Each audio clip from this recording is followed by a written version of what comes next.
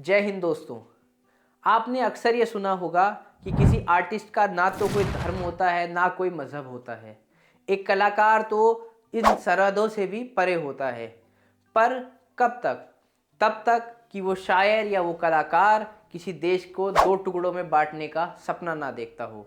जी हाँ, हम बात कर रहे हैं एक ऐसे शायर की जिसने कभी लिखा था सारे जहां से अच्छा हिंदुस्तान हमारा। पर वही शायर कुछ समय बाद लिखता है मुस्लिम है हम वतन है सारा जहां हमारा। जी हाँ, क्यों एक व्यक्ति इस देश को दो टुकड़े करने के लिए ऊपर तुल गया? क्यों वो व्यक्ति पाकिस्तान का दार्शनिक पिता बना? मोहम्मद अली जिन्ना का भी वो एक बहुत बड़ा गुरु बना। तो आज हम बात करेंगे एक ऐसे ही शायर की जिसके बारे में इस देश में पढ़ाया तो जाता है पर शायद अधूरा पढ़ाया जाता है।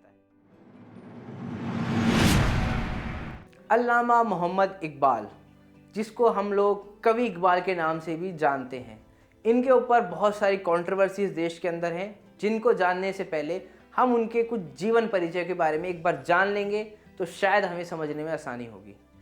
अल्लामा मोहम्मद इकबाल का जन्म 1877 में सियालकोट में हुआ। उनके पूर्वज सपरू गोत्र के कश्मीरी ब्राह्मण थे जो कन्वर्ट होकर बाद में सियालकोट में आकर बस गए। इन्होंने अपनी प्रारंभिक शिक्षा सियालकोट से ही की और बीए में दाखिले के लिए लाहौर चले गए। इकबाल ने 1899 में दर्शन शास्त्र में एमए की डिग्री प्राप्त की और उसी कॉलेज में प्रोफेसर नियुक्त हुए। 1905 में वो आगे की उच्च शिक्षा के लिए विदेश चले गए और कैम्ब्रिज में दाखिला लिया। कैम्ब्रिज में पढ़ते हुए अपने छात्र जीवन में ही उन्होंने एक प्रतिष्ठित परिवार की महिला से विवाह किया, जिनसे उनका बेटा आफताब पैदा हुआ।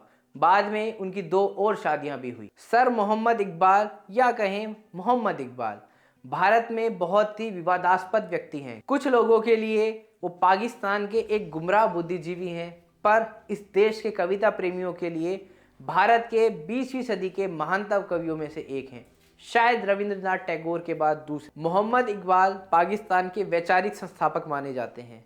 तो इस बात से हम अंदाज़ा लगा सकते हैं कि पाकिस्तान की वैचारिक स्थिति आज किस व्यक्ति की वजह से है।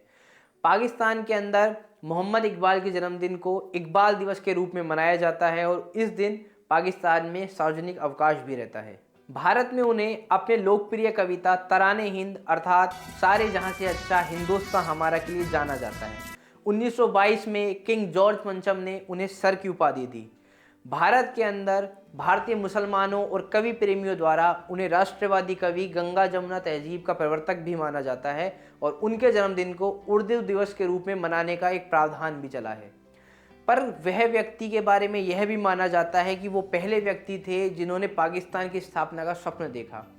वह व्यक्ति जो एक नए देश की स्थापना का स्वप्न देखता है, भारत में उसी व्यक्ति को कैसे एक वीर व्यक्तित्व और राष्ट्रवादी के रूप में जाना जा सकता है। आज इसी विषय के ऊपर हम आगे बात करें। कई स्कूलों में उनकी कई कविताएं जो आपत्तिजनक हैं उनको स्कूलों के अंदर बच्चों के द्वारा बुलवाया गया, जिसका विरोध कई संगठनों ने भी किया, कई माता पिता ने भी किया कि क्यों एक ऐसे व्यक्ति की कविताएं इस देश में गाई जा रही हैं और खासकर वो कविताएं जो किसी और देश का महिमा मंडन कर रही हैं, वो कविताएं इस देश में क्यों गाई जा रही हैं। उसके अलावा उनसे संबंधित कई किताबें हैं जिनके बारे में उनको पाठ्यक्रम में पढ़ाया जाता है, उसका विरोध भी विद्यार्थी परिषद और कई हिंदू संगठनों ने किया है, जिसके बाद उनसे संबंधित चैप्टरों को उन पाठ्यक्रमों में से और उन पुस्तकों में से भी हटाया गया है। अल्लामा इकबाल ने टू नेशन थ्योरी और पाकिस्तान तहरीर के विचार को उस समय सामने रखा जब इस देश के बड़े बड़े लीडर भी उस विचार को सार्वजनिक करने का साहस भी नहीं करते थे। भारत के विभाजन को सार्वजनिक करते हुए 29 दिसंबर 1930 के प्रयागराज के मुस्लिम लीग के अधिवेशन में उन्होंने भारत के टुकड़े करने के विचारों को सार्वजनिक किया और ये साफ रूप से मुस्लिम देश की एक अवधारणा को स्पष्ट किया। और उन्होंने कहा, मैं पंजाब, उत्तर पश्चिम सीमावर्ती प्रांत, सिंध और बलूचिस्तान को सम्मिलित रूप से एक राज्य के रूप में देखना चाहता हूँ।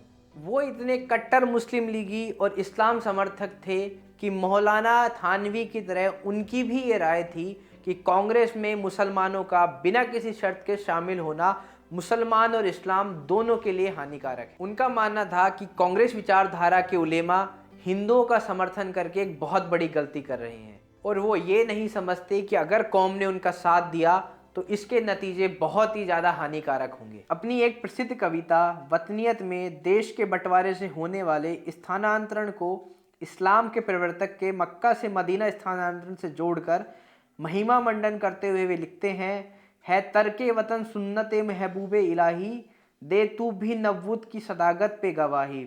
अर्थात अपने देश को छोड़ना ईश्वर की प्रिय मोहम्मद का आचरण है, तू भी इस प्रोफेटहुड की सच्चाई की गवाही दे, यानी अब उन्हीं की तरह अपना देश छोड़कर निकल जाने को तैयार रहे।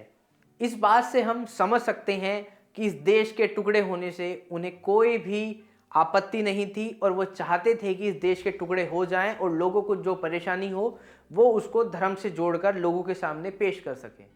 राष्ट्र के स्वरूप को नकारते हुए वैश्विक इस्लामी राज्य का समर्थन करते हुए वे कहते हैं, इन ताजा खुदाओं में बड़ा सबसे वतन है, जो परहन उसका है, जो मजहब का कफन है। वाजू तेरा तौहीद की कुव्वत से कवि है, इस्लाम तेरा देश है, तू मुस्तफ़ी है। नजारा ए देरानी जमाने को दिखा दे, ए मुस्तफ़ी खाक में इस बुत को मिला दे। अर्थात तेरे हाथ एकेश्वरवाद की शक्ति की वजह से शक्तिशाली हैं। इस्लाम तेरा देश है क्योंकि तू मुस्तफ़ा का अनुयायी है। यह पुराना अनुभवी दर्शन तू दुनिया को दिखला दे। एह मोहम्मद के अनुयायी, इस मूर्ति राष्ट्र को मिट्टी में मिला दे। इसके अलावा वो कहते हैं, चीन व अरब हमारा, हिंदुस्तान हमारा, मुस्लिम हैं हम, वतन है सारा जहां हमारा। इन पंक्तियों से आप सबको ये समझ में आ गया होगा कि मोहम्मद इकबाल भारतीय राष्ट्रीयता, भारतीय राष्ट्रवाद, देशभक्ति को दरकिनार करते हुए पूरी दुनिया को मुसलमानों का देश बता रहे हैं। देश विरोधी, राष्ट्र विरोधी विचारों के अलावा मोहम्मद इकबाल के जाति विरोधी और जातियों के महिमा मंडन के विचार भी बहुत प्रचलित हैं।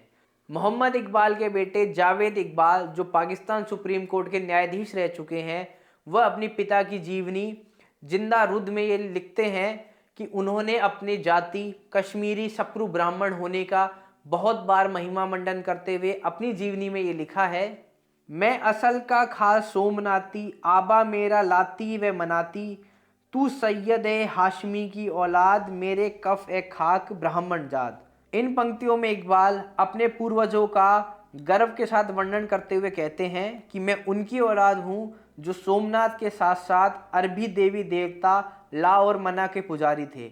अगर तुम हाशिम सैयद की औलादों में से हो तो मैं भी थोड़ी कम हूँ, मैं भी ब्राह्मण का पुत्र हूँ। जातिवादी विचारों के बाद भी उनके आधुनिकतावाद और देश की प्रगति और नए जमाने के लेकर भी कई विरोधाभास थे। वो अपनी किताब बांगे दारा में लिखते हैं, उठा के फेंक दो बाहर गली में, नई तहजीब के अंडे हैं गंदे। इन पंक्तियों में साफ जाहिर है कि इकबाल आधुनिक विचारों और लोकतंत्र, शिक्षा, संस्कृति के विरोधी थे। वो अलग बात है कि उनके खुद के बेटे को विदेश भेजकर उन्होंने आधुनिक शिक्षा दिलवाई थी। अब तक की कविताओं और जितनी भी चीज़ें हमने आपके सामने रखी हैं उससे आप ये बात तो समझ सकते हैं कि उनके इस देश, महिला, पुरुष, समाज और आधुनिकता को लेकर क्या विचार थे। 21 अप्रैल 1938 में एक लंबी बीमारी के बाद मोहम्मद इकबाल की लाहौर में मौत हो गई और उनकी कब्र लाहौर किले के पास बादशाही मस्जिद में है। हमने आज मोहम्मद इकबाल के बारे में जितना भी जाना, तो उसके बाद एक क्वेश्चन आप सभी के मन में भी आया होगा कि क्या वो सच में एक राष्ट्रवादी थे या फिर इस देश के सच्चे देशभक्त थे। एक ऐसा व्यक्ति जो हमेशा अपने धर्म को अपने राष्ट्र से ऊपर रखता हो, क्या वो एक व्यक्ति देश प्रेमी हो सकता है? क्या एक ऐसे व्यक्ति जो देश को तोड़ने की बात करता हो, क्या वो व्यक्ति इस देश की किसी भी पुस्तक के पाठ्यक्रम में पढ़ाए जाने लायक है? क्या वो व्यक्ति देश का राष्ट्र कवि हो सकता है? ये बात आज आपको सोचनी है। एक ऐसा व्यक्ति जिसने इस देश के टुकड़े कर दिए पर एक दूसरे देश का स्वप्न देखा, और आज उस देश की हालत क्या है वो हम सभी देख रहे हैं। क्यों पाकिस्तान वैचारिक रूप से इतना कट्टरपंथी है कि उसको अपनी कट्टरपंथ के अलावा कुछ और नहीं दिखता है। तो ये आज हम आप पे छोड़ते हैं कि आप इस बारे में क्या समझते हैं। उनको पढ़ाया जाना चाहिए, उनकी कविताओं को पढ़ाया जाना चाहिए या नहीं, इस पर आपके विचार आप कमेंट बॉक्स में लिख सकते हैं। अगर आप इस वीडियो में हमारे साथ यहाँ तक बने हुए हैं तो आपका बहुत बहुत धन्यवाद। आपका दिन शुभ हो।